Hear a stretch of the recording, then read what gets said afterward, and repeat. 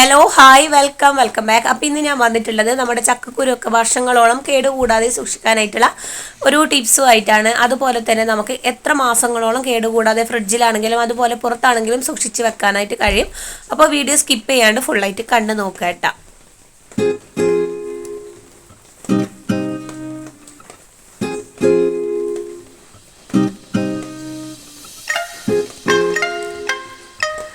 അതിനായിട്ട് ഞാൻ ആദ്യം തന്നെ എടുത്തുള്ളത് ഇതുപോലെ കുറച്ച് ചക്കക്കുരുവാണ്. ഇതൊരു പാത്രത്തിൽ നിറച്ച് തന്നെ എടുത്തിട്ടുണ്ട്, കഴുകി നല്ലതുപോലെ ഉണക്കി എടുത്തിട്ടുള്ള ഈ ഒരു ചക്കക്കുരുവാണ്.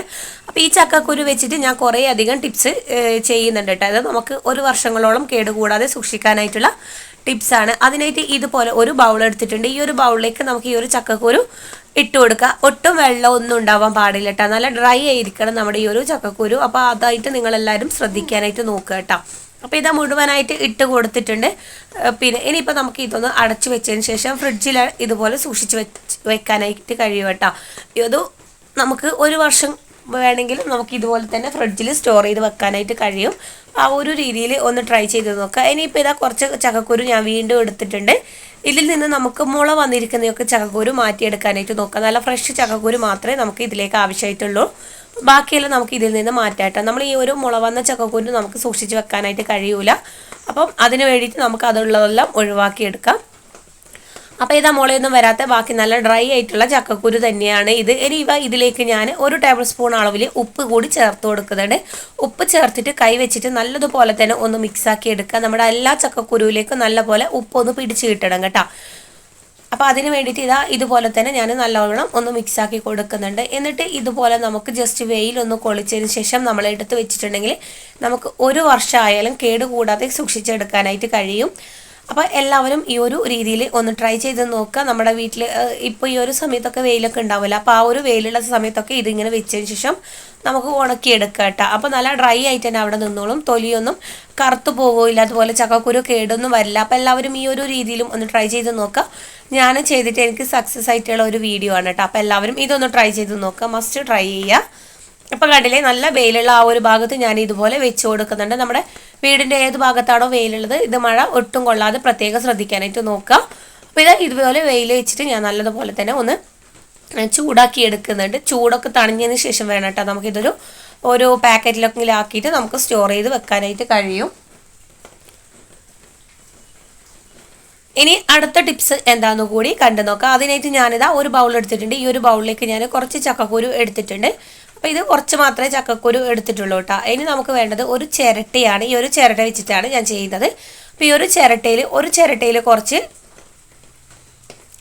മണ്ണ് ആവശ്യമുണ്ട്, അതുപോലെ തന്നെ ചാരം നമുക്ക് ആവശ്യമുണ്ട് കേട്ടോ. അപ്പോൾ അതിനായിട്ട് ഞാൻ ഇതിലേക്ക് കുറച്ച് ചാരം ഇതിലേക്ക് ചേർത്ത് കൊടുക്കുന്നുണ്ട്. അതേ രീതിയിൽ തന്നെ കുറച്ച് മണ്ണ് കൂടി ഇതിലേക്ക് ചേർത്ത് കൊടുക്കുക.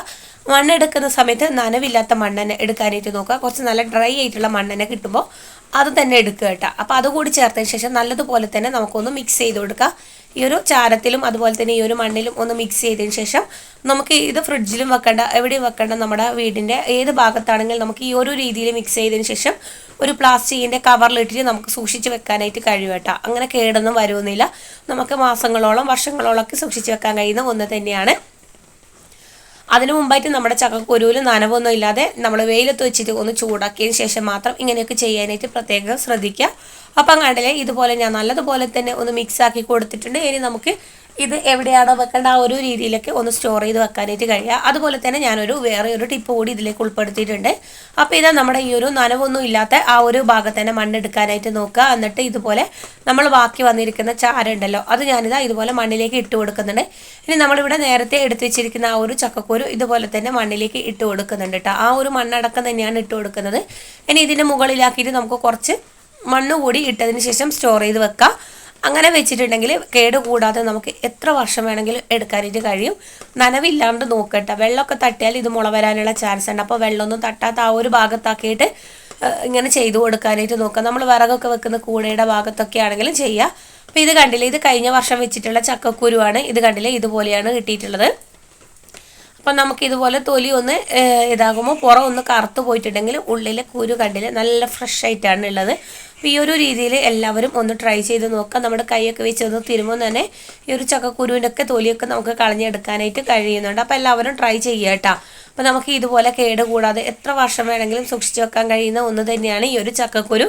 വെറുതെ നമ്മൾ എത്രയോ ചക്കക്കുരു ഉണ്ടായിട്ടും കളയാണ് ചെയ്യൽ. അപ്പോൾ അങ്ങനെ കളയേണ്ട ആവശ്യമൊന്നുമില്ല. എല്ലാവരും ഈ ഒരു രീതിയിൽ ഒന്ന് ട്രൈ ചെയ്ത് നോക്കുക.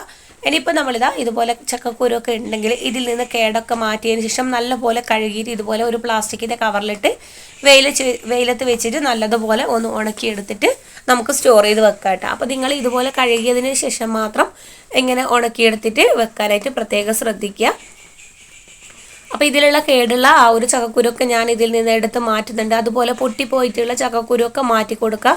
നല്ല പൊട്ടാത്ത നല്ല മുഴുവനായിട്ടുള്ള ചക്കക്കുരു തന്നെ എടുക്കാനായിട്ട് നോക്കുക. ഇനിയിപ്പോൾ ഉണങ്ങിയതിന് ശേഷം ഇതുപോലെ ഒരു കവർ എടുക്കുക. എന്നിട്ട് അതിലേക്ക് നമുക്ക് ഇട്ട് കൊടുത്താൽ മതി കേട്ടോ ചക്കക്കുരു. എന്നിട്ട് നമുക്ക് ഫ്രിഡ്ജിൽ വെച്ചിട്ട് സ്റ്റോർ ചെയ്യാം. നമുക്ക് ബൗളിലല്ലാതെ ഇതുപോലെയുള്ള സഞ്ചിയിലൊക്കെ ആണെങ്കിലും ചക്കക്കുരു നമുക്ക് സ്റ്റോർ ചെയ്ത് വെക്കാനായിട്ട് കഴിയും കേട്ടോ. ഫ്രിഡ്ജ് ഓഫ് ചെയ്യാണ്ട് എപ്പോഴും ഓണിൽ തന്നെ ഉണ്ടായിരിക്കണം. അങ്ങനെയാണെങ്കിൽ ഇത് കേട് കൂടാതെ നമുക്ക് ഫ്രിഡ്ജിൽ സൂക്ഷിച്ച് വെക്കാനായിട്ട് കഴിയും. അല്ലെങ്കിൽ പെട്ടെന്ന് കേട് വരാനുള്ള ചാൻസ് ഉണ്ട്. ഇനിയിപ്പോൾ നമ്മുടെ വീട്ടിലൊക്കെ ഇതുപോലെ മുറമൊക്കെ ഉണ്ടെങ്കിൽ നമുക്ക് ഇതുപോലെ ചക്കക്കുരു ഇട്ട് വെച്ചതിന് ശേഷം നമുക്ക് വെയിൽ കൊള്ളിച്ചിട്ട് ഇങ്ങനെ എടുത്ത് വെക്കാം. അത് നമുക്ക് പുറത്ത് വേണമെങ്കിലും എത്ര കാലം വേണമെങ്കിലും വെക്കാനായിട്ട് കഴിയും കേട്ടോ. അപ്പോൾ നല്ല പോലെ തന്നെ ഒന്ന് ചിക്കി കൊടുക്കുക. എന്നിട്ട് വേണം നമ്മൾ ഇത് വെയിലത്ത് വെച്ചിട്ടൊന്ന് ഉണക്കിയെടുക്കാനായിട്ട്.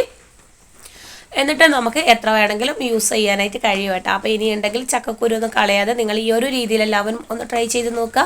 എന്തായാലും യൂസ്ഫുൾ ആവും. ചക്കക്കുരു ഒന്നും ഇഷ്ടമില്ലാത്ത ആൾക്കാരൊന്നും ഉണ്ടാവില്ലല്ലോ. നമുക്ക് പുറം നാട്ടിലൊക്കെ കൊണ്ടുപോകാനും ഈ ഒരു രീതിയിൽ ചെയ്തിട്ടുണ്ടെങ്കിൽ നിങ്ങൾക്ക് എന്തായാലും ഉപകാരപ്രദമായിട്ട് മാറും കേട്ടോ. നമുക്ക് അവിടെയൊക്കെ കൊടുത്തു വിടണമെങ്കിലും പെട്ടെന്ന് നമുക്ക് ചക്കക്കുരുക്കെ കറിയൊക്കെ വെക്കണമെങ്കിലും ഈ ഒരു രീതിയിൽ ചെയ്താൽ നമുക്ക് എത്ര വർഷങ്ങളോളം നമുക്ക് ഈ ഒരു ചക്കക്കുരുയുടെ കറിയൊക്കെ കൂട്ടാനായിട്ട് കഴിയും കേട്ടോ. ഇനിയിപ്പോൾ നമുക്ക് ഒരു പ്ലാവൊക്കെ മുളപ്പിക്കണമെങ്കിൽ ഇതുപോലെ നല്ല നനഞ്ഞ മണ്ണെടുക്കുക. അതിലേക്ക് കുറച്ച് ചാര ഇട്ട് കൊടുക്കുക. ചാര ഇട്ടതിന് ശേഷം മണ്ണും ചാരവും കൂടി നല്ലതുപോലെ ഒന്ന് മിക്സ് ചെയ്ത് കൊടുക്കുക. എന്നിട്ട് മുളച്ച് വരുന്ന ചക്കക്കുരു എൻ്റെ ആ ഒരു മുളഭാഗം ഇതിൻ്റെ മോൾ ഭാഗത്താക്കിയതിന് ശേഷം ചക്കക്കുരു അടിഭാഗത്താക്കിയിട്ട് ജസ്റ്റ് ഒന്ന് അമർത്തി കൊടുക്കുക. എന്നിട്ട് അതിൻ്റെ മുകളിലേക്ക് നല്ലതുപോലെ തന്നെ മണ്ണും ചാരവും മിക്സ് ആക്കിയിട്ട് ഒന്ന് അമർത്തി വെക്കുക. ഇങ്ങനെയാണ് പ്ലാവ് നടന്നത്. അപ്പോൾ ഇന്നത്തെ വീഡിയോ എല്ലാവർക്കും ഇഷ്ടമായി വിചാരിക്കുന്നു. ബൈ.